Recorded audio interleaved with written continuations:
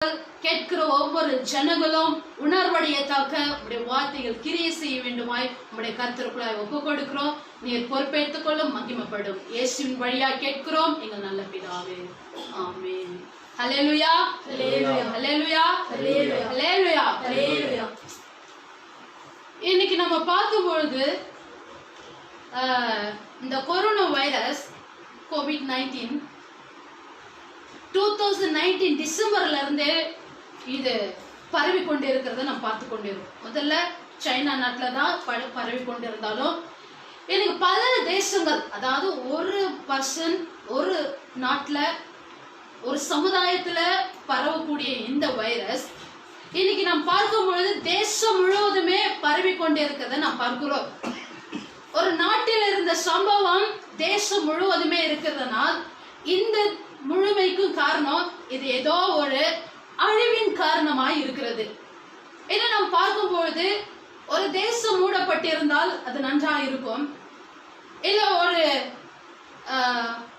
குறிப்பிட்ட இடங்கள் மூடப்பட்டிருந்தால் நன்றா இருக்கும். ஆனால் நம்ம ஹோல் வேர்ல்டு, நம் முழு தேசம் முழு நேஷன் என்ன பண்ணுது, இன்னைக்கு மூடப்பட்டு இருக்கிறது. எதில் மூடப்பட்டு இருக்குன்னு பார்க்கும்பொழுது 90% மூடப்பட்டு இருக்கிறது. திருச்சபை மூடப்பட்டு இருக்கிறது, வீடுகள் மூடப்பட்டு இருக்கிறது, தெருக்களிலே அடைப்பட்டு சீல் வைக்கப்பட்டு இருக்கிறது. சில சில தேவாலயங்கள், மாஸ்க், இப்படி பல ஆண்டவரை ஆராதிக்க முடியாத, அவர்களுடைய தெய்வங்களை ஆராதிக்க முடியாது, எல்லாமே மூடப்பட்டு இருக்கிறது. அதை காட்டிலும் இன்னைக்கு பலவித துறைகளும் மூடப்பட்டு இருக்கு. இப்படிப்பட்ட மூடப்பட்டதுனால நாம் யாவரையும் சந்திக்க முடியாத ஒரு சூழ்நிலை. திருச்சபையில நம் ஜனங்களை பார்க்க முடியவில்லை. திருச்சபையில மூடப்பட்டு இருக்கிறதுனாலும் நம் திருச்சபையினோட சொந்தங்களை பார்க்க முடியல, நம்முடைய கூட பிறந்தவர்களை பார்க்க முடியும், நம்மை பெற்றவர்களை பார்க்க முடியவில்லை, நம்மை வளர்த்தவர்களை பார்க்க முடியும். இப்படி நாம் பார்க்க முடியாத ஒரு சூழ்நிலைகளை நாம் வாழ்ந்து கொண்டு இருக்கிறோம். அதை காட்டிலும் ஒரு பக்கத்தை நாம் பார்க்கிறோம், ஒரு பக்கம் ஒரு பயம். என்ன பயம் பார்க்கும்போது இந்த வியாதினால பல லட்சக்கணக்கில் இந்த நாட்களில மறித்து கொண்டிருக்கிறதை நாம் பார்க்கிறோம். அதை காட்டிலும் பஞ்சத்தினாலும் பசியினாலும் அநேகர் இன்று மறித்து போகிறது நாம் பார்த்து கொண்டிருக்கிறோம். அப்ப டோட்டலாவே நம்முடைய தேசம் ஒரு கலக்கம் இருந்த ஒரு தேசமாக, நம்ம தேசத்துள்ள வாழ்ந்து கொண்டிருக்கிற ஜனங்கள் ஒரு பாவத்திலோ ஒரு நிறைவான ஒரு சந்தோஷம் இல்லாமல் வாழ்ந்து கொண்டு இருக்கிறார்கள். இப்படிப்பட்ட இந்த இடத்துல நாம் என்ன செய்ய போகிறோம்? இது நமக்கு ஒரு கேள்வி. இந்த சில நாடுகள் சொல்லுகிறார்கள், எனக்கு இருக்கிற மருந்துகள் எனக்கு போதும், அந்த மருத்துவத்தினால நான் எந்த வியாதிகள் வந்தாலும் அந்த மருத்துவத்தின் மூலமாக நாங்கள் ட்ரீட்மெண்ட் எடுத்துக்கொள்வோம்னு சொல்லி சில அறிவுபூர்வமாக, சில நாலேஜ்னால, சில கண்டுபிடிப்புனால, சில வல்லரசு நாடாக இருக்கிற சில நாடுகளில எல்லா முயற்சிகளும் என்ன செய்ய, எனக்கு எல்லாமே போதும் என்ற நிலையில வாழ்ந்து கொண்டிருக்கிறவர் இன்னைக்கு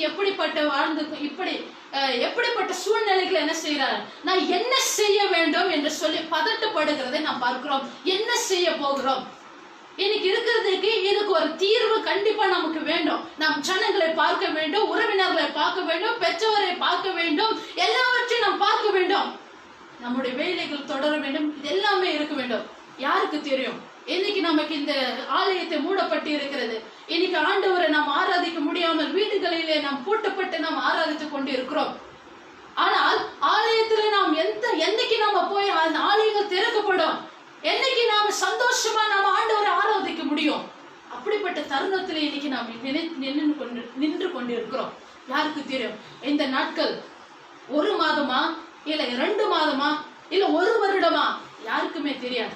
இது நினைத்து கொண்டு இருந்தோம். நாம் ஒரு நாள் நினைத்து கொண்டு ஏதோ ஒரு தேசத்துல நாம் பரவி கொண்டு இது எனக்கு இல்லை என்று சொல்லி, ஆனா இன்னைக்கு நம்முடைய வாழ்க்கையை பார்க்கணும். நம்முடைய இந்திய தேசத்துல ஆயிரக்கணக்கான இந்த வைரஸ்னால மறித்து கொண்டு இருக்கிறார்களே, ஏன்னா பல தேசங்களில பல லட்சக்கணக்கில் மறித்து கொண்டு இருக்கிறார்களே. இந்த சமயத்தை நாம் என்ன செய்ய போறோம்? என்ன செய்ய போறோம்? இன்னைக்கு நான் எடுத்துக்கொண்ட தலைப்பு என்னன்னா, என்ன செய்ய போறோம்? நான் என்ன செய்ய போறோம்? அப்போஸ்தலர் 2ஆம் அதிகாரத்துல நாம் பார்க்கும்போது இந்த இடத்துல 14வது வசனத்துல இருந்து 41 வரைக்கும் நாம் படிக்கும் பொழுது இங்க நடக்கக்கூடிய ஒரு சம்பவங்கள் நமக்கு தெரியுது. என்ன சம்பவம்னா, பேதுரு அவர்களோட கூட இன்னும் 11 சீடர்களும் அவர்கள் என்ன செய்கிறார்கள்? பிரசங்கித்து வருகிறார்கள். என்ன பிரசங்கிக்கிறார்கள் என்றால், இந்த கடைசி நாட்களில என்ன நடக்கும், என்ன மாம்சமான யாவர் மீதும் அவருடைய ஆவியை ஊற்றும்படியாக, என்ன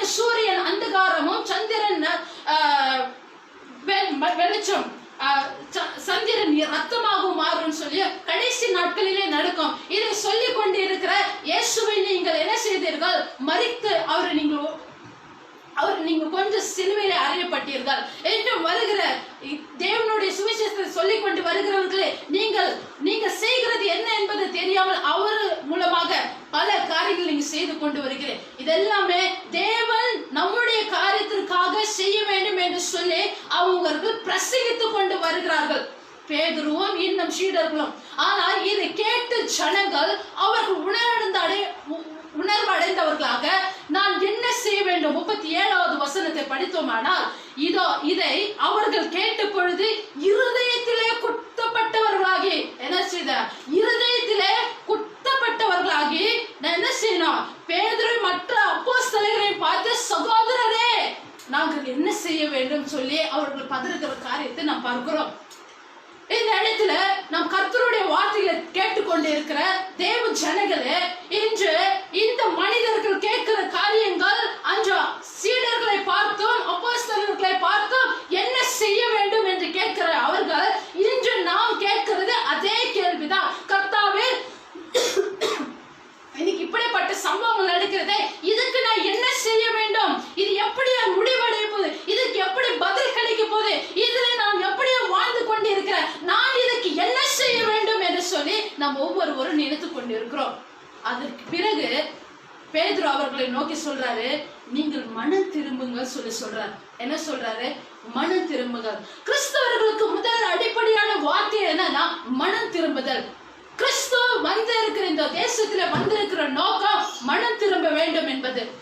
ஆதி முதற்கொண்டு இந்நாள் வரைக்கும் எல்லா ஜனங்களும் மனம் திரும்புவதற்காகவே தேவனாய் இருக்கட்டும், குமாரனாய் இருக்கட்டும், பரிசுத்த ஆவியானவராய் திருந்த வேண்டும் என்பதற்காக மனம் திரும்புங்கள் என்று குறிப்பாக இந்த சுவிசேஷத்துல பார்க்கும்போது சொல்லப்பட்டிருக்க ஒவ்வொரு வசனமும் நீங்கள் மனம் திரும்ப வேண்டும் என்பதுதான் தேவனுடைய லட்சியமா இருக்கிறது என்று நாம் மனம் திரும்புவதற்கு நாம் ஆண்டவர் நாம் கேட்கிற கேள்விக்கு முதல்ல நாம் என்ன செய்யணும்? மனம் திரும்ப வேண்டும். நம்முடைய தேசத்துல பார்க்கும்போது இன்னைக்கு எத்தனையோ அதிபர்கள் முதற்கொண்டு எத்தனைய நாட்டிலும் கிறிஸ்தவ நாடுகளிலிருந்து மற்ற நாடுகளிலிருந்து ஆண்டவரை நோக்கி பார்க்கிற காரியம் நாம் மனம் திரும்புங்கன்னு சொல்லிதான் ஆண்டவர் கேட்க. இது நமக்கு ஒரு கொஞ்சம் யோசிக்க வேண்டிய ஒரு காரியம். என்ன யோசிக்க வேண்டிய காரியம்னா, ஏதோ நம்ம ஒரு குடும்பத்திலேயோ இல்ல ஒரு சமுதாயத்திலோ ஒரு நாட்டிலேயோ ஒரு பிரச்சனைகள் வருதுன்னா, இது அவங்க நாட்டினுடைய செய்த பாவமா இருக்கணும், இல்ல அவங்களுடைய நாட்டுல அவர்கள் செய்த தனி மனிதர் செய்திருக்கிற அந்த பாவமா இருந்ததுன்னா அவர்களுக்கு தண்டனை இருக்கும். ஆனா இன்னைக்கு ஹோல் வேர்ல்டு பாதிக்கப்பட்டிருக்கிற காரணம் அவர் வருகிற காரணத்தை குறிச்சுதான். கடைசி நாட்களில எல்லா ஜனங்களும் என்னை ஏற்றுக்கொள்ளும்படியாக ஒரு வாய்ப்பு வரும்.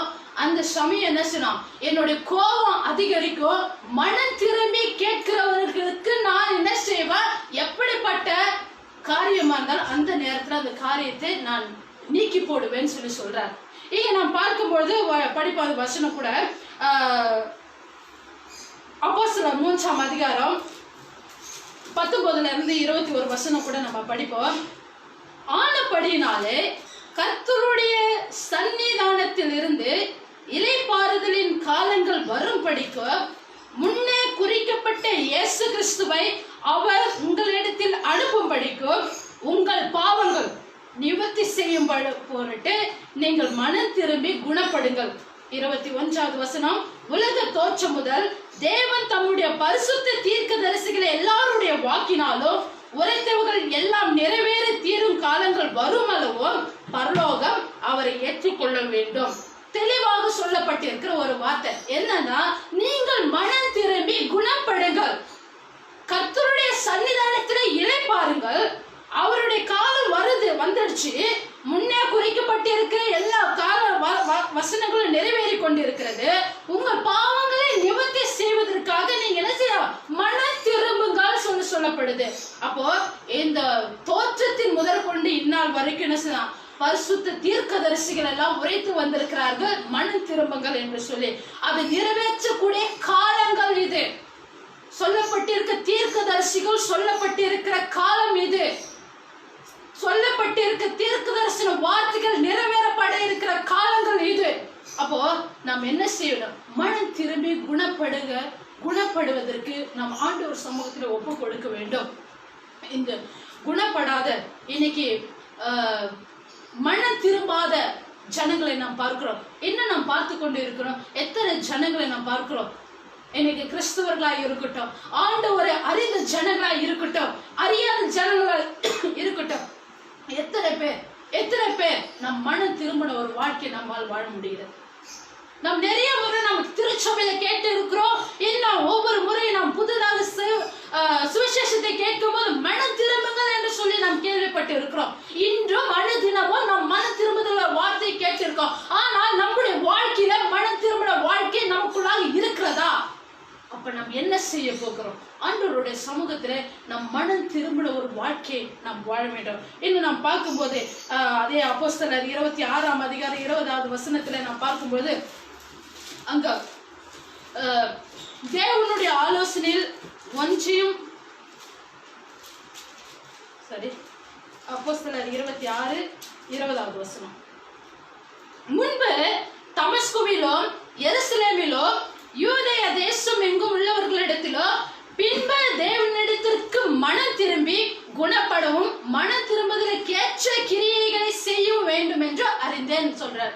இங்க பவுல் சொல்லப்பட்டிருக்கிற ஒரு காரியம், பவுல் ஜனங்களை வஞ்சிக்கிற ஒரு மனிதனா இருக்கிறார். தேவனுடைய சுவிசேஷத்தை சொல்லி வருகிற ஜனங்களுக்கு ஒரு போராட்டத்தை உண்டு பண்ணுகிறார். அழிக்க வேண்டும் என்று நினைக்கிறார். பலவிதமான கொடுமையான பர்சிக்யூஷன் நிலையில அவர் பண்ணி கொண்டு இருக்கிறத பார்க்கிறார். ஆனால் தேவன் சந்திக்கும் பொழுது பவுல் அவன் ஒரு மாற்றம் அடைகிறத பார்க்கிறோம். அவன் மனம் திரும்புகிற ஒரு காரியத்தை பார்க்கிறோம். அவன் தான் மட்டும் மனம் திரும்புவது மாத்திரம் இல்லாமல் இந்த வசனத்துல சொல்லப்பட்டது போல தமஸ்குவில எருசலேமில யூதாவில சென்று என்ன செய்கிறார்? நீங்கள் மனம் திரும்பி என்ன பண்ணும்? குணப்படுங்கள் என்று சொல்ற. நான் ஒரு நேரத்திலே நான் ஆண்டவரை அறியாது இருந்தேன். நான் மனம் திரும்பாமல் இருந்தேன். என்னுடைய சொந்த இஷ்டமான வாழ்க்கை நான் வாழ்ந்தேன். ஆனால் தேவன் என்னை தொட்ட பிறகு நான் எப்படிப்பட்ட பாவத்தை செய்தேன் என்பதை நான் உணர்ந்து கொண்டு இப்பொழுதுதான் நான் மனம் திரும்பி இருக்கிறேன். நான் மனம் திரும்பி இருக்கிற என்னை நான் என்னோட கூட இல்லாதபடி உங்களுக்காக நான் அறிவிக்கிறேன். நீங்களும் மனம் திரும்பி குணப்படுங்கள் என்பதை சொல்லுகிறத நான் பார்க்கிறோம். ஆனால் அதே சமயம் அந்த மனிதனும் கூட பின்னுள்ள வசனங்களை பார்க்கும்போது யூதர்கள் மற்ற ஜனங்கள் பார்க்கும்போது அவனை பிடித்து கொலை செய்ய ஆயத்தம் பண்ணிடுறதை நாம் பார்க்கிறோம். இன்னைக்கு நாம பார்க்கும்போது இன்னைக்கு குணப்படாத ஜனங்கள் உண்டு. இன்னைக்கு பாவம் மன்னிப்பார் அருளப்படாத இருக்கிறவர்கள் உண்டு. இன்னும் நம்ம கேட்கும் போது நம் மனம் திரும்புதலை இல்லாத ஒரு ஜனங்களா நாம் வாழ்ந்து கொண்டு இருக்கிறோம். அப்படிப்பட்ட நிலையில நாம் என்ன செய்ய வேண்டும்? குத்துண்டவர்களாக அவங்க நொறுக்கப்பட்டவர்களாக வார்த்தைகளுடைய உள்ளத்துல பேசப்பட்டதுனால அவங்க சொல்ற காரியம் நான் என்ன செய்ய வேண்டும் சொல்லு. பேதுரு சொல்லுகிற காரியம் மனம் திரும்புங்க சொல்லு. தேவனுடைய பிள்ளைகளை இன்றைக்கு நம்ம ஆண்டவருடைய சமூகத்துல கேட்டுக்கொண்டு இருக்கிறோம். அவன் எப்படி நம்ம என்ன செய்ய போறோம்? எப்படி நாம் மனம் திரும்ப போறோம்? இன்னைக்கு பல தேசங்கள் நாம் பார்க்கிறோம். அமெரிக்கால, இத்தாலியில, சைனால, ஆப்பிரிக்கால பல நாடுகளை நாம் பார்க்கிறோம். இதெல்லாம் ஃபர்ஸ்ட் பிளேஸ்ல இருக்குது மருந்து செய்தி பரவிக்கொண்டே இருக்கிற கொரோனா வைரஸ் பல விதத்துல இருக்கிறத பார்க்கிறோம். அதிபர் சொல்லுகிற காரியம் என்ன தெரியுமா? ட்ரம்ப் சொல்லுகிறார், அமெரிக்க அதிபர் சொல்றார், நாங்க சாக வேண்டுமா? எங்களோட வாழ்க்கை என்ன பண்ண போகுது? நாங்க இனி சாக போறோம். ஏன்? அவர்கள் என்ன செய்யறதுனா அவர்கள் உணவுகளை ஒரு வேலைக்கு சமைக்கிற உணவு ஒரு நேரம் தான் சாப்பிடுவாங்க. அந்த சமயம் மீதியானது இன்னும் விளைச்சல்லாம் ஜாஸ்தியா இருந்ததுதான். இது என்ன பண்ணாங்க? மிஞ்சி போனதா அடுத்த நாட்டுக்கு கொடுத்து உதவணும்னு சொல்லி அவங்களுக்கு இல்ல. ஆனா என்ன பண்ணாங்க? எடுத்துக்கொண்டு போய் கடல்ல போய் கொட்டினாங்க. ஆனா இன்னைக்கு ஒரு வேளை சமைக்கிற சாப்பாடு ஒரு வாரம் முழுவதும் வச்சு சாப்பிடுற ஜனங்கள் உண்டு. அதுக்கும் வழி இல்லாம இருக்கிறவர்கள் உண்டு. இன்னும் நாம் பார்க்கும்போது அவர்கள் நினைத்து கொண்டிருந்தார்கள், நாம் வல்லரசு நாடாக மிகவும் என்ன பண்ண ஒரு பேர் பெற்ற ஒரு நாடு. ஆனா இன்னைக்கு சொன்னா பணம், ஆஸ்தி, பொருள் எல்லாமே இருக்குன்னு சொல்லி நல்ல ஒரு கம்பீரத்தோடு ரொம்ப எல்லாமே எனக்குன்ற ஒரு ஆணவத்தோடு கூட வாழ்ந்த ஜனங்கள் ஆனா இன்னைக்கு என்ன பண்ணும், நாங்க சாக போறோமேன்னு கதறுகிறார்கள். என்ன நாம் பார்க்கும்போது உணவு இல்ல, ஒரு பக்கம் பணத்தை இருந்தும் செலவு பண்ண முடியாத ஒரு சூழ்நிலைகள். அதை காட்டிலும் பார்க்கும்பொழுது நீதியே என்ன செய்கிறார்கள், அநீதியாக அவர்கள் ஜட்ஜ்மெண்டா இருக்கட்டும், என்ன செய்யணும், ஹோமோசெக்சுவல் ஏதாவது தவறான ஒரு உறவுகள் இருக்குமானால் அதற்கும் அவங்க நீதி சொல்லப்பட்டது. என்ன, ஓரின சேர்க்கை அது நீதியாக இருந்தது. அவர்களுக்கு கொடுத்த நீதி, அவர்களுக்கு என்ன வேணுமோ, அவர்களுக்கு என்ன பிடித்த மாதிரி வேணுமோ அவர்களுக்கு இஷ்டப்படி நியாயம் தீர்க்கிறவர்களா இருந்தாங்க. ஆனா இன்னைக்கு நாங்க செய்தது தவறு. ஏனோ இத்தாலியோட ஜனங்கள் கேட்கிறாங்க, என்ன செய்யறாங்க, நாங்க செஞ்சது தவறு, எங்க இடத்துல ஆண்டவர் பேச மாட்டாரா? நான் புதிய ஏற்பாட்டுல உள்ளது போல நான் நடக்கிறேன், நான் செஞ்சது தப்புன்றதை உணர்றாங்க. அவங்க கண்ணீர் விடுகிறத பாக்குறோம். ஏன் சைனா நாட்டிலே நான் பார்க்கும்போது ஒரு கிறிஸ்தவ நாடு, ஆனா எத்தனை அவர் வேதத்தில் உள்ளதை சாப்பிடாதீங்கன்னு சொல்லி இருந்தது. ஆனா அவங்க கேட்டாங்களா? அதையும் மிஞ்சி அவர்கள் சாப்பிட்டார்கள். எனக்கு பல வியாதிகள். அதை காட்டி நான் பார்க்கும்போது அவர்கள் என்ன செய்யலாம், கிறிஸ்தவர்களை துன்புறுத்தினதை பார்க்கிறோம். வேதத்தை அவர்கள் எரித்தார்கள், ஆலயத்தையும் அவர்கள் என்ன செய்தார்கள், எரித்ததை நாம் பார்க்கிறோம். அப்ப அவர்கள் தேவனே வேணாம், இயேசுவே வேணாம், நம்முடைய தேவன் குமாரனே வேணாம் சொல்லி அவர்கள் என்ன செய்யலாம், அவர்கள் வாழ்ந்தார்கள். எங்களை நாங்களே ஆண்டு கொள்வோம், எங்களுடைய பொருளை ஆண்டு கொள்வோம் என்று சொல்லி அவர்கள் வாழ்ந்தார்கள். ஆனால் இன்னைக்கு அவர்கள் ஆலயத்தை தேடி ஓடுகிறதை பார்க்கிறோம். ஆண்ட வார்த்தை எனக்கு பேசாதா என்று சொல்லி கேட்கிற பார்க்கிறோம். அந்த அளவுக்கு இன்னைக்கு அநேக தேசங்கள்ல பார்க்கும்போது, ஒவ்வொரு தேசத்துல பார்க்கும்போது இன்னைக்கு மனம் திரும்பி கொண்டு இருக்கிறதை நாம் பார்க்கிறோம். யூத ஜனங்களுக்கு சொல்லுகிற காரியங்களும் அதுதான், மனம் திரும்புங்கள் என்று சொல்லி. இங்க தமஸ்கு, எருசலேம் யூத ஜனங்களுக்கு சொல்லப்படும், மனம் திரும்பி குணப்படுங்கள் என்று சொல்லி. ஆனா இன்னைக்கு எத்தனை பேர் நாம ஆண்டவர் சமூகத்துல மனம் திரும்பின ஒரு வாழ்க்கையை நாம் வாழ்கிறோம். ஆண்டவர் அறிந்த ஜனங்கள் நாம், ஆண்டவரை ஏற்றுக்கொண்ட ஜனங்கள். அதுதான் சொல்லுது, நீ இதுவரைக்கும் வாழ்ந்தது ஒண்ணு, நீ மனம் திரும்ப நீ பிறக்க வேண்டும் என்பதுதான். You have to born again. You have to born again, not for you again. That life is for God. உன்னுடைய தேவனுக்காக நீ திரும்பவும் பிறக்க வேண்டும். நீ இதுவரைக்கும் எதை செய்தாயோ அந்த பிறப்பினுடைய காரியங்கள் அது தேவனுக்காக வாழ வேண்டும். இந்த உலகத்திலே நாம் பிறந்திருக்கிறோம், இந்த உலகத்திலே நாம் வளர்ந்திருக்கிறோம், இந்த மண்ணிலே பிறப்பிக்கப்பட்டு இருக்கிறோம். தேவன் சொல்லுகிற காரியம், நீ பிறந்திருக்கிற நீ இந்த உலகத்தினுடைய பொருளுக்காக, ஆசைக்காக, எல்லாருடைய செல்வத்திற்காக நீ பிரயாசப்பட்டது உண்டு. அப்படி பிரயாசப்பட்டு இருக்கிற நீ கிறிஸ்துவுக்காக பிறந்திருக்கிறனே, நான் பிரயாசப்படுகிறது எனக்கு சேர போவதில்லை உணர்ந்திருக்கிறோமா? சப்போஸ் நான் மறுபடியும் பிறந்திருப்போமானா, இதெல்லாம் எனக்கு இல்லை, இதெல்லாம் எனக்கு இல்லை, மற்றவர்களுக்காகவும் தேவனுக்காகவும் என்பதை நாம் உணர்ந்து கொள்ள வேண்டும். அப்போ நாம் மீண்டும் நாம் பிறக்கும் பொழுது நம்முடைய வாழ்க்கை எப்படி இருக்கிறது, தேவனுக்காக வாழ வேண்டும் என்ற அந்த வாழ்க்கை நாம் அர்ப்பணிக்க வேண்டும். கிறிஸ்துவுக்குள் பிரியமானவர்களே, இன்னைக்கு நாம் கொஞ்சம் யோசித்து பார்ப்போம். நம்முடைய வாழ்க்கை மனம் திரும்பின வாழ்க்கையா இருக்கிறதா இல்லையா என்பதை நாம் சற்று யோசிக்க வேண்டும். இரண்டாவது நாம் பார்க்கும்போது என்ன செய்ய வேண்டும் என்று சொல்லி சீடர்கள் கேட்கும்பொழுது மறுபடியும் மனம் திரும்புங்கள் முதலாவது. இரண்டாவது நீங்க என்ன செய்யணும்னா, படிப்போம் அந்த வசனத்தை. அப்போஸ்தலர் 2ஆம் அதிகாரம் 38வது வசனத்தை. பேதுரு அவர்களை நோக்கி, நீங்கள் மனம் திரும்பி என்ன செய்யணும், இரண்டாவது ஒவ்வொருவரும் பாவம் மன்னிப்புக்கென்று இயேசு கிறிஸ்துவின் நாமத்தினாலே ஞானஸ்நானம் பெற்றுக்கொள்ளுங்கள். என்ன செய்து பெற்றுக்கொள்ளுங்கள், ஞானஸ்நானம் பெற்றுக்கொள்ளுங்கள். பாவம் மன்னிப்புக்கென்று இயேசு கிறிஸ்துவின் நாமத்தினாலே ஞானஸ்நானம் பெற்றுக்கொள்ளுங்கள் சொல்லி. மனம் திரும்புறவங்க, ஓகே நான் மனம் திரும்பிட்டேன், நான் இதுவரைக்கும் செஞ்சிருக்கிற பாவங்கள் எல்லாமே கழுவப்பட்டாச்சு, நான் ஆண்டவருக்குள்ளாக நான் வந்துட்டேன், இனிமே என்ன பண்ண முடியாது, நான் திரும்ப மறுபடியும் என்னுடைய காரியங்களை நான் தொடர்ந்து செய்ய முடியாது. இன்னும் நம்ம கேட்கணும்னா, உண்மையில ஆண்டவர் மன்னிக்கிற வரைக்கும் நம்ம விடாமுயற்சியா இருக்க வேண்டும். மனம் திரும்பின நாம ஆண்டவருடைய ரட்சிப்பை பெற வேண்டும், ஆண்டவருடைய மன்னிப்பை பெற வேண்டும். இப்ப மன்னிப்பு பெறணும்னா நாம செஞ்சிருக்கிற மனம் திரும்பின பிறகு திரும்ப அதை தொடரக்கூடாது. அதை தொடராத நீதியாக வாழ்வதற்கு நம்ம என்ன செய்யணும்னா திரும்ப நாம் ஞானஸ்நானம் எடுத்து அந்த பரிசுத்த வாழ்க்கையை நம்ம வாழ வேண்டும். இதுலயே நம்ம உதாரணத்துக்கு நாம் பார்க்கும்போது சகரியா 3ஆம் அதிகாரத்துல நாம் பார்க்கிறோம். அங்க நடக்கிற ஒரு சம்பவம், சகரியா காண்கிற ஒரு தரிசனம். என்ன தரிசனம் அப்படின்னு நான் பார்த்தோம்னா, யோசுவா கர்த்தருடைய சன்னிதானத்திலே இடது புறத்திலே சாத்தான் வலது புறத்திலே நிற்கிறத பார்க்கிறோம். அங்க அவன் காண்கிற ஒரு தரிசனம் என்னன்னா, யோசுவா ஒரு அழுக்கான உடைய தரித்திருக்கிறார். என்ன உட? அழுக்கான ஒரு அசுத்தமான ஒரு 3வது வசனத்துல யோசுவாவெனில், அதான் 2 கூட படிக்கிறேன். அப்பொழுது கர்த்தர் சாத்தானை நோக்கி, கர்த்தர் உன்னை கடிந்து கொள்வாராக. சாத்தானே, எருசலேமில் தெரிந்து கொண்ட கர்த்தர் உன்னை கடிந்து கொள்வாராக. இவன் அக்கினி நின்று தப்புவிக்கப்பட்ட கொல்லி அல்லவா? யோசுவாவெனில் அழுக்கு வஸ்திரம் தரித்தவனாய் தூதனுக்கு முன்பாக நின்றிருந்தான். யோசுவாவை குறித்து சொல்லப்படும். இது பார்க்கிறது யாரு?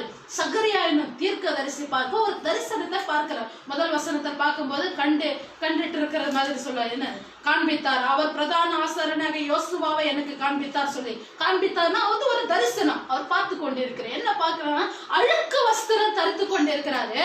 அவன் தமக்கு முன்பாக இருக்கிறவர்களை நோக்கி, அங்க இருக்கிற தூதர்களா இருக்கட்டும் மற்றவர்களை நோக்கி, இவன் மேல இருக்கிற அழுக்கு வஸ்திரத்தை என்ன பண்ணுங்க, அழுக்கு வஸ்திரத்தை கலைந்து போடுங்கள் என்றார். பின்பு அவனை நோக்கி, பார், நான் உன் அக்கிரமத்தை உன்னிலிருந்து நீங்க செய்து உனக்கு சிறந்த வஸ்திரத்தை தரிப்பிப்பேன்னு சொல்ற. அப்போ இந்த இடத்துல அவன் அழுக்கு வஸ்திரம் என்பது அவன் அசுத்தத்தை குறிக்கிறது, அநீதியை குறிக்கிறது, அக்கிரமத்தை குறிக்கிறது, அவனுடைய செய்கிற பொல்லாப்பை குறிக்கிறது.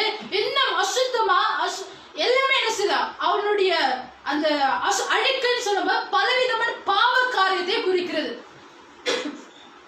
மனம் திரும்பி இந்த யோசுவா ஆண்டவர் சமூகத்தில் நிற்கிறத பார்க்கும்போது இங்க ஆண்டவர் பார்க்கிறாரு, அந்த அழுக்கு எல்லாவற்றையுமே மாற்றுகிறத பார்க்கிறார். அதுக்கு மாற்றுவதற்கு அடையாளமாக அவன் தரித்திருக்கிற அந்த வஸ்திரத்தை, அழுக்கு வஸ்திரத்தை நீக்கி போட்டு என்ன செய்யறாரு, அவனுக்கு ஒரு சிறந்த வஸ்திரத்தை, உனக்கு சிறந்த வஸ்திரத்தை தரிப்பித்தேன்னு சொல்லுகிறார். ஒரு புதிய வஸ்திரம், ஒரு வெண்மை வஸ்திரம், ஒரு நீதி என்ற வஸ்திரம், ஒரு பரிசுத்தம் என்ற வஸ்திரம். ஆண்டவரும் கூட இருக்கிற அவரால் நீ அபிஷேகம் பண்ணப்பட்டிருக்கிறான் என்ற ஒரு வஸ்திரம். அப்படிப்பட்ட வஸ்திரம் இது எப்படின்னா, இத ரட்சிப்பு பெருது கூட இது ஒரு வழியாக இருக்கிறது. ஆண்டவரோட ரட்சிப்பு உனக்கு இருக்கிறது, இதனுடைய மாற்றத்தின் செயலாக தான் இதை வெளிப்படுத்துகிறேன் என்று சொல்லி அவர் சொல்லுகிறத பார்க்கிறோம்.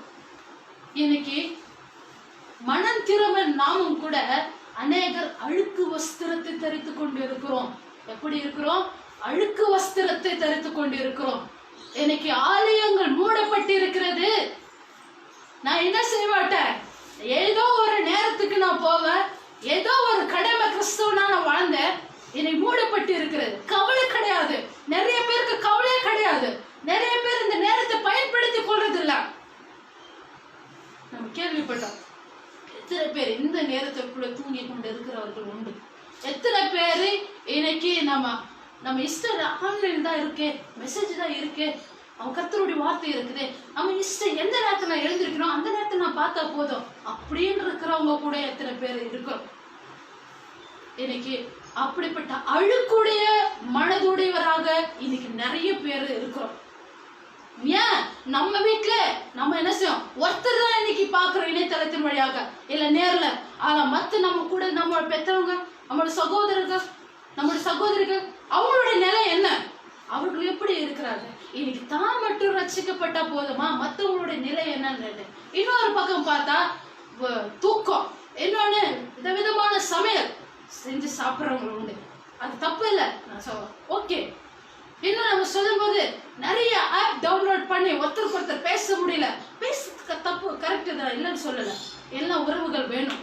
ஆனா என்ன சொன்னோம், பல வித ஆப் டவுன்லோட் பண்ண, பல கேம்ஸ் டவுன்லோட் பண்ணி நம்ம பார்க்குறோம். அப்போ நேரத்தை கடத்துவதற்கு போர் அடிக்குதுன்னு எத்தனை வார்த்தை சொல்றோம். அப்ப அப்ப நம்ம என்ன செய்யறோம், போர் அடிக்குது, டைம் பாஸ் ஆகல, என்ன செய்யணும்னு சொல்லி நம்ம சொல்றோம். ஆனா அதுல நான் இன்னும் அழுக்கா இருக்கிறேன், என் வஸ்திரம் அழுக்கா இருக்கு, என் உள்ள அழுக்கா இருக்குதுன்னு நம்ம யோசித்து பார்த்தது உண்டா? இந்த இடத்துல யோசுவா உண்மையாவே மண்ணு திரும்பி வரும் பொழுது அவருடைய வஸ்திரத்தை கழட்டி, அழுக்கான வஸ்திரத்தை கழிச்சு ஒரு சிறந்த வஸ்திரத்தை அவருக்கு கொடுக்கிறது நாம் பார்க்கிறோம். இன்னைக்கு அவரால் நாம் மன திரும்பல, அவர் நமக்கு மன்னிப்பை பெற்றுக்கொண்ட நாம் எப்படிப்பட்ட நிலையில நாம் இருக்கிறோம். இன்னைக்கு இந்த ஜனங்கள் கேட்டார்கள் என்ன செய்ய வேண்டும் என்று சொல்லி. முதல்ல நீ மனம் திரும்பி வான்னு சொல்லி, ரெண்டாவது நீ ஆண்டவருடைய மன்னிப்பை பெறும் வரை நீ காத்திரை பெற்றுக்கொள்ள அப்படின்னு சொல்லி சொல்ற. இன்னைக்கு நாம ஆண்டவருடைய ரட்சிப்பை எந்த அளவுக்கு நாம் பெற்று இருக்கிறோம். இன்னும் உதாரணமாக நம்ம வெளிப்படுத்தின விசேஷம் 19வது அதிகாரம் 8வது வசனம். அதுல என்ன சொல்றோம், சுத்தமும் பிரகாசமுமான மெல்லிய வஸ்திரம் தரித்து கொள்ளும்படி அவளுக்கு அளிக்கப்பட்டது. அந்த மெல்லிய வஸ்திரம் பரிசுத்தவான்களுடைய நீதிகளே சொல்லி. இந்த இடத்துல பரலோகத்துல நடக்கக்கூடிய ஒரு நிகழ்வு. மணவாளன் ஆயத்தத்தோடு இருக்க, மணவாட்டினே செய்கிறார், அதற்கான ஆயத்தப்பட்டு கொண்டிருக்கிறார், அதற்கான உடைகளை கொடுக்கிறது. அது அந்த உடை எப்படிப்பட்ட உடையா இருக்குன்னா, சுத்தமான ஒரு உடை. என்ன உடை? ஒரு சுத்தமான ஒரு பியூரான ஒரு பியூரிட்டியான ஒரு அவ்வளவு கிளீனா அவ்வளவு ஒயிட்டா அப்படி இருக்கக்கூடிய ஒரு சுத்தமான பிரகாசிக்கிற ஒரு பிரைட்னஸோட பிரகாசிக்கிறதுனா இன்னும் நல்ல அந்த வெளிச்சத்தை பிரகாசிக்கிற அளவுக்கு ஒரு சுத்தமான ஒரு பிரகாசமான மெல்லிய வஸ்திரம்னா அது நம்ம ஆசாரிகள் முதற்கொண்டு கிறிஸ்து வரைக்கும் இன்னும் பரலோகத்தில் அடையக்கூடியவர்கள் மாத்திரமே அந்த மெல்லிய வஸ்திரத்தை அடைய முடியும். அது வெளியேற பெற்ற, அது நம்ம ஆசாரிகளுடைய காரியங்களை பார்க்கும்போது அவர்களுக்கு மெல்லிய வஸ்திரத்தை உடுத்தினார்கள் என்று சொல்லி, மற்றவங்களுக்கு யாருக்குமே இல்லை. அப்போ அந்த மெல்லிய வஸ்திரமும் அப்படிப்பட்ட ஒரு பரிசுத்தத்தை குறிக்கிறதுன்னு சொல்லப்பட்டது. அப்ப இப்படிப்பட்ட அந்த சுத்தமும் பிரகாசமும் மெல்லிய வஸ்திரத்தை தரித்து கொள்ளும்படி அவளுக்கு அளிக்கப்பட்டது. அந்த மெல்லிய வஸ்திரம் பரிசுத்தவான்களுடைய நீதிகளே. என்ன செய்து? பரிசுத்தவான்களுடைய நீதிகளே. அப்ப இன்னைக்கு நாம் சற்று யோசிக்க வேண்டும். நான் மனம் திரும்பிட்டேன், என் வாழ்க்கை மாற்றம் அடைந்திருக்கிறது, நான் ரட்சிப்போ பெற்று இருக்கிறேன். ஆனா இன்னைக்கு இன்னமும் கரைப்படிந்த ஒரு வாழ்க்கையை அநேகர் வாழ்ந்து கொண்டிருக்கிறோம். இந்த தேசம் முழுவதுமே என்னைக்கு இந்த பாவ வாழ்க்கை ஒரு அழுக்கான வஸ்திரத்தை தரித்து கொண்டு இருக்கிறோமோ அதுவரையும் கோபமுடைய ஆண்டவர் அந்த கோபம் தணியப்படாது. இது நம்முடைய தேசத்துக்கு கொடுக்கிற ஒரு பனிஷ்மெண்ட். பெருகிட்டே இருக்குது. பார்க்கிறோம், நோவா வாழ்க்கையில பார்க்கிறோம், செய்யற பாவத்தினால என்ன செய்யறாங்க, தேசம் ஃபுல்லாவே மழையினால பெரும் வெள்ளத்தினால அழிக்கப்பட்டதை நம்ம பார்க்கிறோம். என்ன நம்ம பார்க்கும்போது கல்மழை வாதிகளினால அழிக்கப்பட்டு இருக்கிறது பார்க்கிறோம். இதெல்லாம் அனுமதிச்சது யாரு? இவ்வளவு பேர் நம்மளுடைய தேசத்துல ஒருத்தர் மாத்திரம் ஜெபிக்கல. இன்னைக்கு தேசத்துல இருக்கிற எல்லாருமே ஜெபிக்கிறாங்களே, ஆண்டவருக்கு தெரியாதா? எப்படிப்பட்ட சூழ்நிலை வாழ்ந்துட்டு இருக்கிறோம்னு ஆண்டவருக்கு தெரியாதா? எப்படிப்பட்ட கொள்ளை நோயினால் நாம் மறித்து கொண்டு இருக்கிறோம்ன்றது ஆண்டவருக்கு தெரியாதா? அப்ப நம்மளுடைய ஜபங்கள் இன்னும் கேட்கப்படாம இருக்கிறதுன்றது ஆண்டவருக்கு தெரியாதா? தெரியாதுன்னா கண்டிப்பா இந்த ஒரு அசைவானாலும் நம் மயிர்களிலிருந்து ஒரு பின்னில இருந்து எல்லாமே ஆண்டவர் எண்ணப்பட்டு இருக்கிறாரு, வந்திருக்கிறாருன்னு சொல்ற தேவன் இங்கு நடக்கிறத, நம்முடைய கூக்குரல் எடுக்கிற அழுகிற நம்ம கேட்கறத ஆண்டவர் அறியாது இருப்பாரா? கொஞ்சம் சற்று யோசிக்க வேண்டும். இன்னைக்கு ரட்சிப்பு பெறல, உலகம் முழுவதும் ரட்சிக்கப்பட்டால் மாத்திரமே முடிவு வரும் என்று சொன்ன தேவன் இன்று நாம் அவரோட ரட்சிப்பு பெறாத ஒரு வாழ்க்கையை நாம் வாழ்ந்து கொண்டு இருக்கிறோம். இன்னும் நாம் பார்க்கும்போது அவர் சொல்ற ஒரே ஒரு வார்த்தை தான், நான் பரிசுத்தரியா, இங்க நடக்குது எல்லாமே எனக்கு தெரியும், நான் பரிசுத்தர், நீங்க பரிசுத்தரா இருங்க அப்படின்னு சொல்ல நிறைய நேரத்தில் நம்ம கூட யோசிப்போம், கேட்கும் போது நல்லா இருக்கும் கேட்குது, நமக்கு மனசுல ஒரு குத்தப்படுகிறவா இருக்கிறோம், மனசுல நொறுக்கப்படுவோம். ஆனா நம்ம போவோம் மறுபடியும் தொடர்ந்து நம்ம வாழ்க்கையை செய்யும் போது மறந்து போயிடுவோம். அடுத்த வார்த்தையில இப்போ வந்து கேட்கும் போது என்ன வார்த்தையில கேட்டோம் நமக்கு தெரியாது. இன்னைக்கு அப்படிதான் பிசாசாவும் நம்ம கூடவே இருந்து இந்த இடத்துல யோசுவா வந்து நிக்கிறான், இன்னும் வஞ்சிக்கும்படியாக இவனை தொடும்படியாக வருகிறாராம். ஆனா இன்னைக்கும் அப்படிதான், கேட்டு வெளியே போன உடனே என்ன செய்யறான், பிசாசம் நின்றுக்கிட்டு தான் இருக்கிறான். அப்போ அந்த ரட்சிப்பை நம்ம அடைய முடியாதபடி நம்ம வஞ்சிப்பதற்கும் இந்த தேசம் இந்த உலகம் நடந்து கொண்டு இருக்கிறத நாம் பார்க்கிறோம். அப்போ நாம் முழுமையாக ஆண்டவர்கிட்ட ஒப்பு கொடுக்க வேண்டும். என்னன்னா, உம்முடைய ரட்சிப்பை பெறும் வரை நான் காத்திருப்பேன், நான் செய்து கொண்டிருக்கிற எல்லா தவறுகளையும் இதோடு நான் விட்டுவிட்டு எந்த விதத்துல ரட்சிப்பை குறித்து நாம் மற்றவர்களுக்கு சொல்ல வேண்டும் என்று சொல்லி நாம் ஆயத்தப்படுத்துறோமோ, இங்க பவுல் அவர் ஆயத்தப்படுகிறத பார்க்கிறோம், மனம் திரும்புகிறத பார்க்கிறோம். இன்னைக்கு நாமும் கூட ரட்சிப்பை நாம் அடைய வேண்டும். மூன்றாவதான காரியத்தை நாம் பார்க்கும்போது, அதே வசனத்தை நாம் பார்க்கும்போது அதுக்கு என்ன செய்யலாம், அப்போஸ்தலர் 2ஆம் அதிகாரம் 38வது வசனத்துல பேதுரு அவர்களை நோக்கி, நீங்க மனம் திரும்பி ஒவ்வொருவரும் பாவ மன்னிப்புக்கு என்று இயேசு கிறிஸ்து நாமத்தினால் ஞானஸ்நானம் பெற்றுக் கொள்ளுங்கள், அப்பொழுது என்ன செய்யும், பரிசுத்த ஆவியின் வரத்தை பெறுவீர்கள்.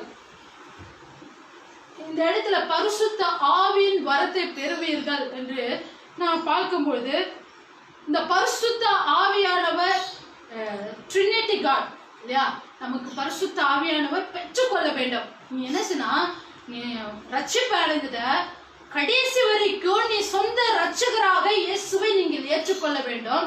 அதுதான் என்ன செய்யணும், அவரை ஏற்றுக்கொள்ளும் போது உங்களுடைய வாழ்க்கையில என்னுடைய வாழ்க்கையில மாபெரும் சந்தோஷத்தை பெற்றுக்கொள்ள வேண்டும் என்றதை நான் பிரயாசப்படும். என்ன செய்யணும்னா, மூன்றாவது எனக்கு நான் சந்தோஷம் வேணும்ன்றத, அந்த சந்தோஷம் கர்த்தர் இடத்துல இருந்து தான் வரும்ன்றத அதை நான் பெற்றுக்கொள்வதற்கு செய்ய வேண்டிய காரியம் என்னன்னா, is the Holi one. God is a holy one. God is Trinity. God is a Holy Spirit. God is a Spirit of fruit.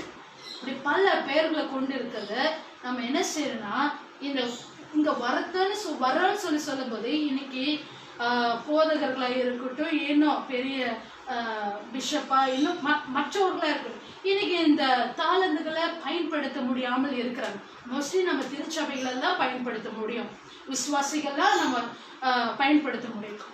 So சபைகளை மாத்திரம் இந்த பரிசுத்த ஆவியின் வரத்தை பெறல, உள்ளுக்குள்ளாக நீங்க சந்தோஷம் அடைகிறீங்க இல்லவா, அந்த சந்தோஷம் தான் நான் கொடுக்கிற வரம் என்று சொல்லி பார்க்கிறோம். இதில் பார்க்கும்போது சங்கீதம் 97:11 படிப்போம்.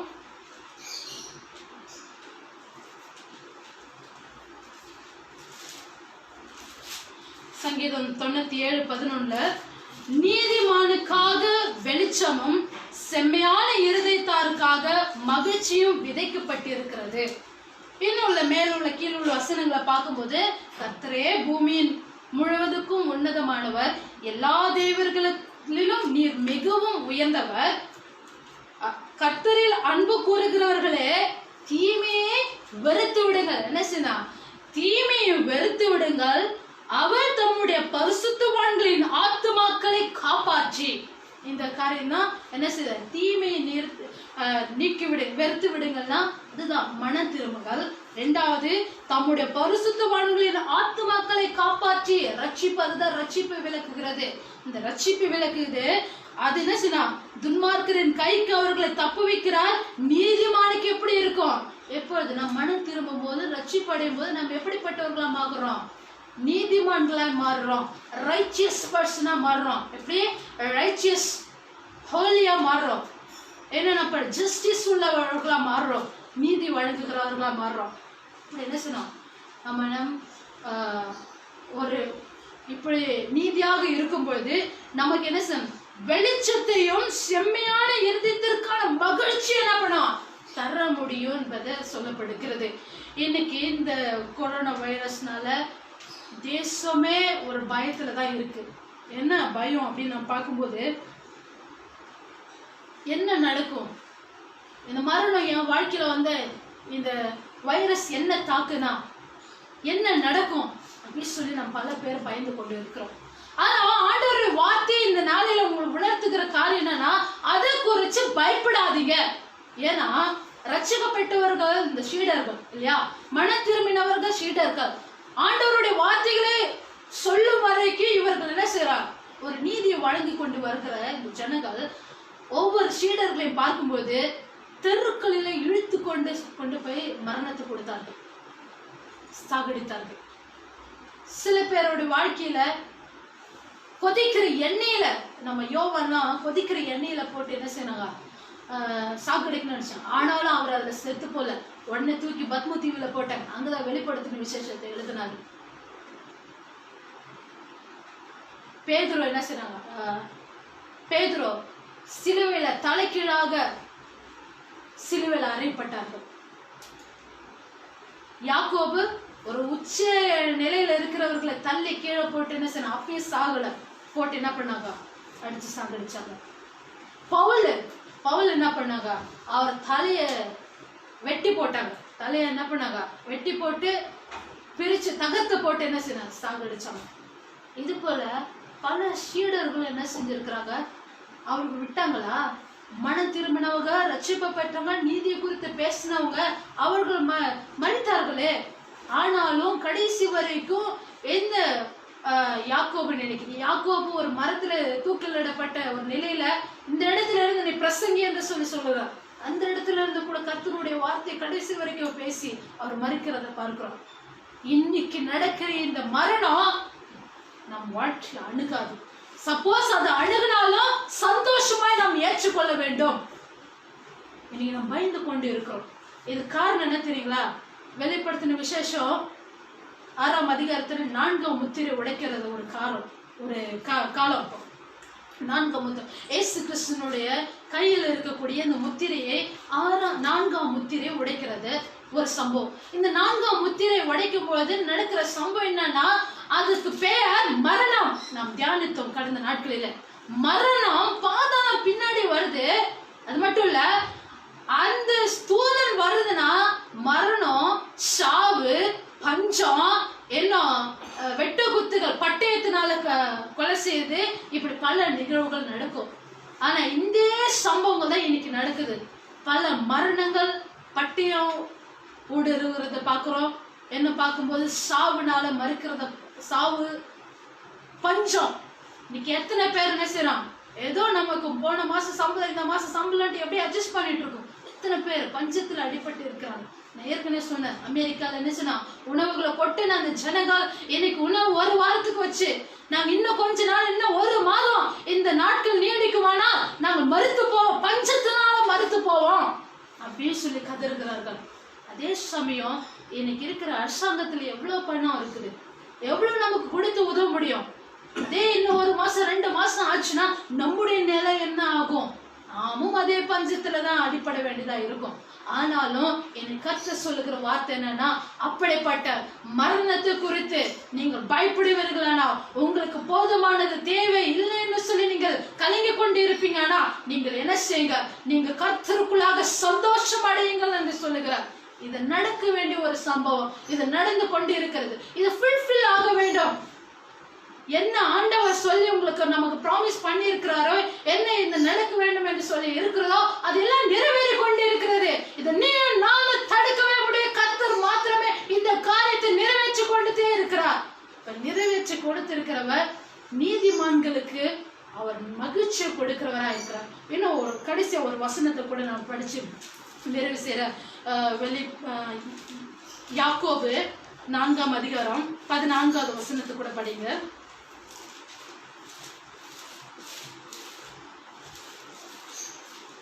யாக்கோபு 4:14.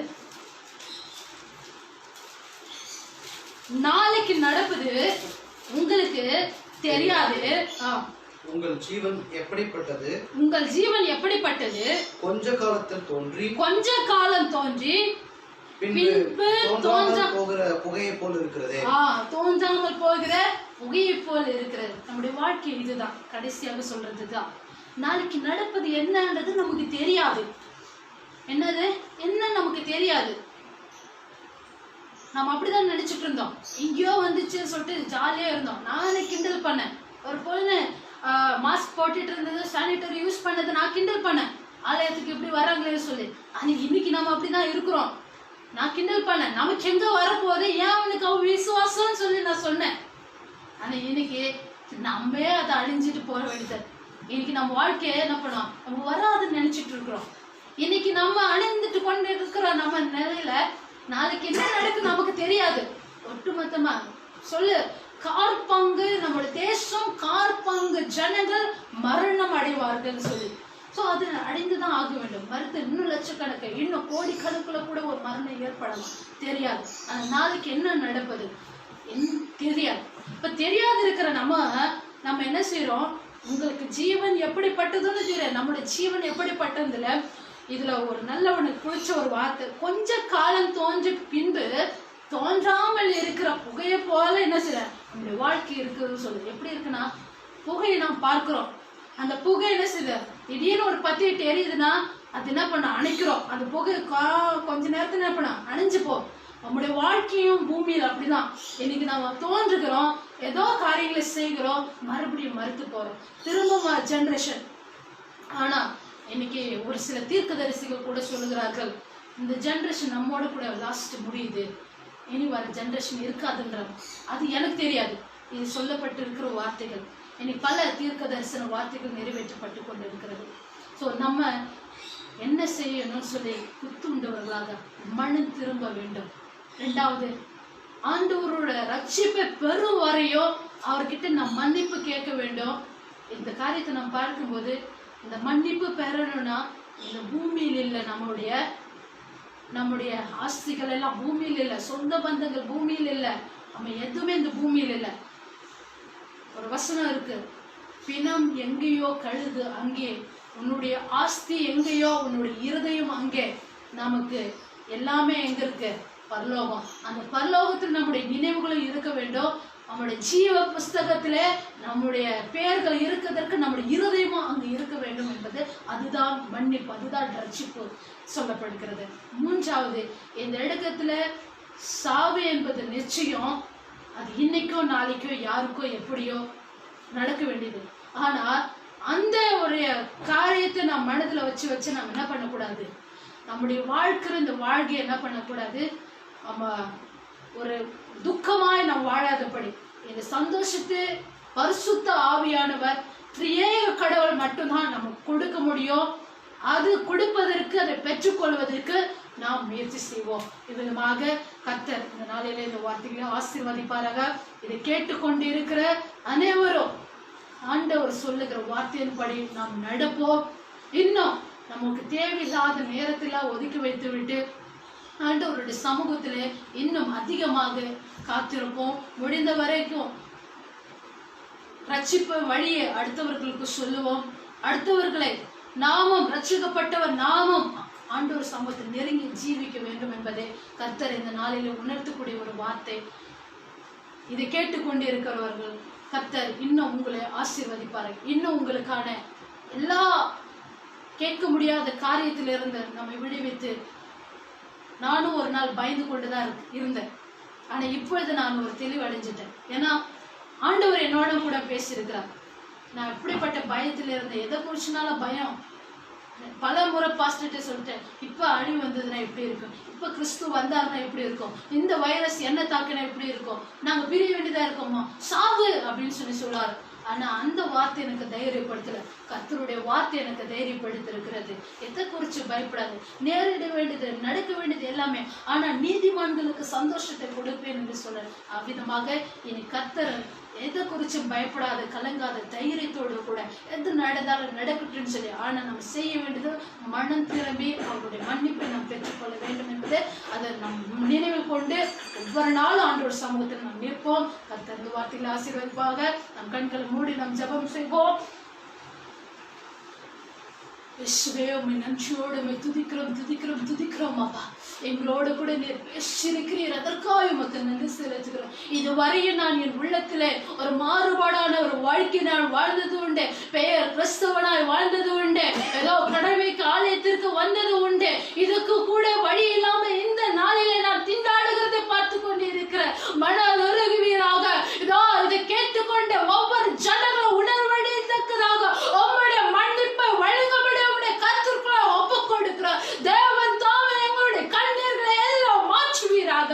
இயேசுவே, இதோ சங்கார தூதனை போல, மரணத்தின் தூதனை போல வந்தாலும் எங்களுக்கு அதை அணுகாதபடி, அவைகள் அணுகினாலும் நாங்கள் அது பெருமிதத்தோடு கூட சந்தோஷத்தோடு கூட ஏற்றுக்கொள்ளக்கூடிய ஒரு தைரியத்தை கொடுக்கும்படி அவருடைய கருத்தில் ஒப்புக் கொடுக்கிறோம். என் தேவனீர் கூட இருக்கிறது நாங்கள் உணர்கிறோம். என் தேவன் எனக்கு உதவி செய்வார். இந்த உலகத்தில் என்னுடைய சரீரம் எப்படிப்பட்டதா இருந்தாலும் தேவனுடைய சன்னிதானத்திலே நான் ஓயாமல் துதிக்கவும் ஓயாமல் பரிசுத்த சன்னிதானத்தில் கர்த்தரை மகிமைப்படுத்துவேன். அவருடைய சரீரத்தை கூட அவருடைய வஸ்திரத்தோடு கூட அவரை நான் புகழ்ந்து பாடுகிற ஒரு மனுஷியாக நான் மாற வேண்டும் சுவாமி. இயேசுவே, எங்களுடைய இருதயெல்லாம் இனி கர்த்தாவே, நீர் வர இருக்கிற காலம், இது கடைசி காலம், இது நடக்கக்கூடிய எல்லா சம்பவங்களும் நடைபெற்று கொண்டிருக்கிற காலம். இந்த காலத்திலே நான் நாளாகி விடாதபடி எனக்கு வருகிற நேரடிகிற எல்லாவற்றையும் நீர் துணை நிற்கும்படியாக தாங்கிக் கொள்ள பலம் கொள்ள எனக்கு கிருபை தர வேண்டுமாய் இந்த கருத்தில் ஒப்புக் கொடுக்கிறோம். என்ன செய்ய வேண்டும் என்று சொல்லி எங்களுக்கு ஆண்டவரை உணர்த்தின தேவன், இதோ இந்த வைரஸோ இன்னும் தேசத்தில கொள்ளை நோய்களோ பஞ்சங்களோ சாவுகளோ வந்தாலும் சரி, என்ன செய்ய வேண்டும், மனம் திரும்ப ரசிக்க வேண்டும் என்று சொன்ன தேவன் எஞ்சிக்கு எங்களுக்கு உணர்த்தின தேவன், எங்களோடு கூட பேசுற தேவன், எங்களோடு கூட இடைப்பட்ட தேவன், எங்களோடு கூட நீர் உணர்வுகளை அடைய செய்கிற தேவன். அப்பா, இதோ எனக்காக நான் வாழ்ந்தது போ, இனி என் வாழ்க்கை உமக்காகவே, இன்னும் மற்றவர்களுடைய சமூகத்தில் அழுத்துவதற்காக, உம்முடைய சமூகத்தில் நித்திய நித்திய காலமாய் இதோ பாதாளத்துக்குள்ள வாழாதபடி, அந்த அக்கினிக்குள்ளாக புகை காடுக்குள்ளாக எங்களுடைய நித்தியமான வாழ்க்கை அதற்குள்ளாக வாழாதபடி சுவாமி எங்களுடைய பாதைகளை செவ்வாய்ப்படுத்தினோம். வருகிற எல்லா துன்பங்கள் எல்லாவற்றையும் எந்த சூழ்நிலை உண்மை விட்டு விலகாதபடி, இந்த காலத்துல எப்படியா இன்னும் நடக்க போகிற காலங்கள் எவ்விதமா இருக்கும், என்ன நீ சொல்ல இருக்கிற காரியங்கள் நிறைவேறப்படுமானால் எப்படி இருக்கும், அதை குறித்து இன்னும் எங்களுக்கு பயம் இருக்கும். ஆனாலும் அதை குறித்து எங்களுக்கு பயப்படாதபடி எல்லாவற்றையும் விடுவிக்கிற தேவன், எல்லா அற்புதங்களையும் அடையாளங்களையும் செய்கிற தேவன், எங்களுக்கு துணை நின்று அவ்விதமாக செயல்படுத்தும்படியாக உடைய கருத்துக்களை ஒப்புக்கொள்ளும். நீர் பொறுப்பேற்றுக் கொள்ளும், மகிமைப்படும், எங்களோடு கூட இரும், எங்களை ஆசீர்வாதம் பலப்படுத்தும். இந்த கருத்துக்களை ஒப்புக்கொள்ளும். இயேசு மூலம் ஜெபிக்கிறோம் நல்ல பிதாவே, ஆமென். ஹல்லேலூயா, ஹல்லேலூயா, ஹல்லேலூயா, ஹல்லேலூயா. இப்பொழுது கூட நாம் ஒரு பாடலை நாம் பாடுவோம். இப்பொழுது நம்முடைய காணிக்கைகள்